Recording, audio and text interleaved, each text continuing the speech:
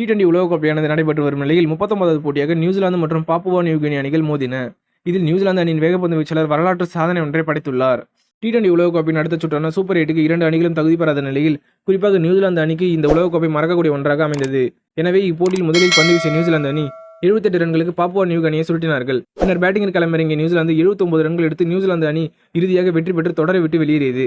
எனவே இப்போட்டியில் நியூசிலாந்து அணியின் வீரர் லாக்கி ஃபெர்குசன் வரலாற்று சாதனை ஒன்றை படைத்துள்ளார். அதாவது 4 ஓவர்கள் வீசி 1 ரன் கூட வழங்காமல் 3 விக்கெட் எடுத்து சாதனை படைத்துள்ளார். ஏற்கனவே கனடா அணியின் சாத்வின் சாபர் பனாமா அணிக்கு எதிரான போட்டியில் இதேபோல் 4 ஓவர் வீசி மெய்டினாகவும் 2 விக்கெட் வீழ்த்தி அசத்தியிருந்தார். தற்பொழுது ஃபெர்குசன் கூடுதலாக 1 விக்கெட் வீழ்த்தி வரலாற்று சாதனை படைத்துள்ளார். அதேபோல் இதிலும் இன்னொரு முக்கியமான விஷயம் என்னவென்றால் இப்போட்டியுடன் நியூசிலாந்து அணியின் வேகப்பந்து வீச்சாளர் ட்ரெண்ட் போல்ட் அவரின் கடைசி T20 உலகக்கோப்பையாக அமைந்துள்ளது.